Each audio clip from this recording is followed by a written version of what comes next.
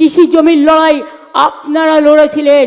আমি 14 দিন আপনাদের সাথে রাস্তায় পড়েছিলাম সিঙ্গুরে, আর লরি দিয়ে অ্যাক্সিডেন্ট করার চেষ্টা করেছিল রাতের অন্ধকারে। ভাগ্যিস আমি জেগেছিলাম বলে লরি আটকাতে পেরেছিলাম, তা নাহলে ওখানে 20-25 জন মারা যেত।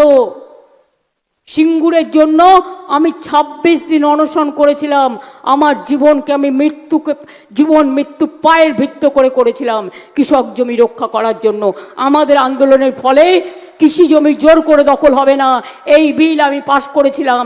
সিঙ্গুরের জমি অধিগ্রহণ করে চাষিদের ফিরিয়ে দিয়েছিলাম। আমি কথা দিলে কথা রাখি।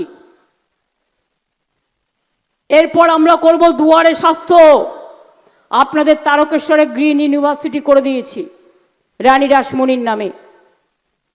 আমরা হসপিটাল থেকে শুরু করে, স্বাস্থ্যকেন্দ্র থেকে শুরু করে, রাস্তা থেকে শুরু করে, কানা নদীর ওপর ব্রিজ থেকে শুরু করে অনেকটাই করেছি। বাদবাকি আগামী দিন 3000 কোটি টাকার একটা প্রজেক্ট নিয়েছি যাতে আপনাদের বন্যা রোধ হয়। সেই প্রজেক্টটা কাজ চালু হয়ে গেছে। আগামী দিন আস্তে আস্তে আস্তে আস্তে এটাও হয়ে যাবে। মনে রাখবেন, তারকেশ্বর বিষ্ণুপুর রেল লাইন কে করেছিল? আমি করে দিয়েছিলাম। এবং আপনাদের এই লাইনে কোনো রেল ছিল না, এবং বিষ্ণুপুর পর্যন্ত রেল আমি চালিয়েও দিয়ে গিয়েছিলাম। আর তোমাদের এইটুকু করতে 12 বছর হয়ে গেল। তুমি আমাদের 15 বছর দেখাচ্ছ, এখনো হয়ইনি। তুমি তো 14.5 বছরেই সব কাজ বন্ধ করে দিয়েছো। তোমরাও 12 বছর ক্ষমতায় আছো। বলেছিলে প্রতি বছর 2 কোটি করে ছেলে মেয়ের চাকরি দেবে। মোদি বাবু আপনি বলেছিলেন। আমি শুধু 3টে কথা বলি সব বাদ দিয়ে, তাহলে 12 বছরে কত হয়? 24 কোটি। একটাও দিয়েছে? রেলে গিয়ে দেখবেন গ্যাংম্যান নেই। ওই আমি অ্যান্টি কলিউশন ডিভাইস করে দিয়েছিলাম বলে অ্যাক্সিডেন্ট থেকে বাঁচছে। এগুলো সব আমার করা। দিল্লি মেট্রো আমি করে দিয়েছিলাম, মুম্বাই রেল বিকাশ কর্পোরেশন আমি করে দিয়েছিলাম, কলকাতার যত মেট্রো রেল আমি করে দিয়েছিলাম, বাংলাকে রেলে ঢেলে সাজানো 2 লক্ষ কোটি টাকার উপর আমি টাকা দিয়েছিলাম। তোমরা বলেছিলে ক্ষমতা আসলে 15 লক্ষ টাকা করে মানুষের অ্যাকাউন্টে পৌঁছে দেবে। দিয়েছো? পেয়েছেন কেউ? তাহলে কেন মিথ্যে বলেছিলেন? ওই টাকা আপনাকে ফেরত দিতে হবে, আর তা নাহলে আপনার পদত্যাগ করা উচিত মোরালি। তাই তো?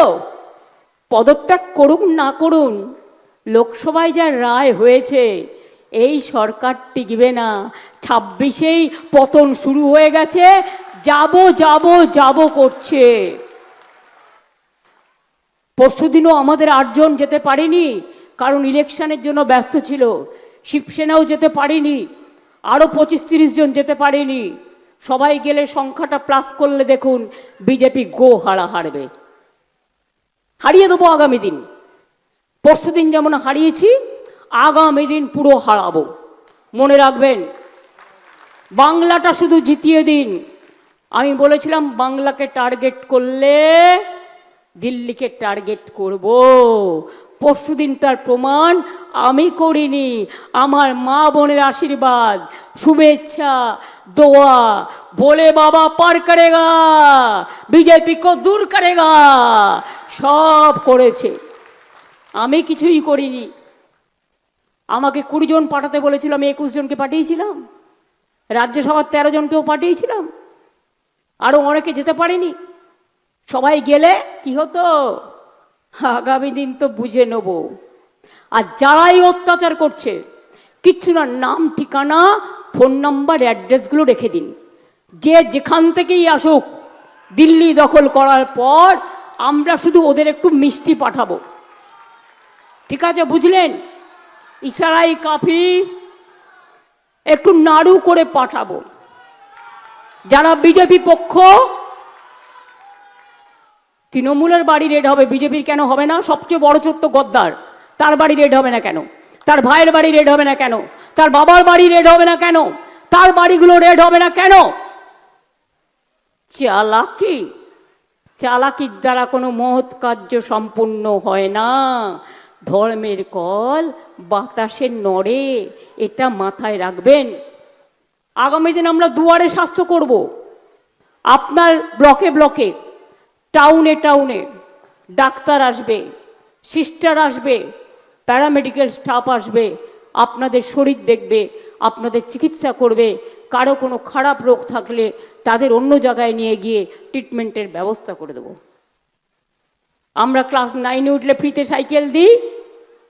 ছোটবেলায় এগুলো আমরা পাইনি, আমাদের খাতায় লিখে পরীক্ষা দিতে হতো। আমার কন্যাশ্রী, শিক্ষাশ্রী, রূপশ্রী থেকে শুরু করে ঐক্যশ্রী থেকে শুরু করে 105টা সোশ্যাল স্কিম আছে, জন্ম থেকে মৃত্যু অবধি। আর মোদিরা একটাই করেছিল, বেটি বাঁচাও বেটি পড়াও। আর এখন বলছে বেটি ভাগাও বেটি ভাগাও। নওদাতে আগুন জ্বলছে, ওখানকার ডিএম কে কোয়েশ্চেনটা ছুড়ে দিয়ে গেলাম, খোঁজ নিয়ে দেখবেন। এবিপি আনন্দ, এগিয়ে থাকে এগিয়ে রাখি। এবিপি আনন্দ, এগিয়ে থাকে এগিয়ে রাখি।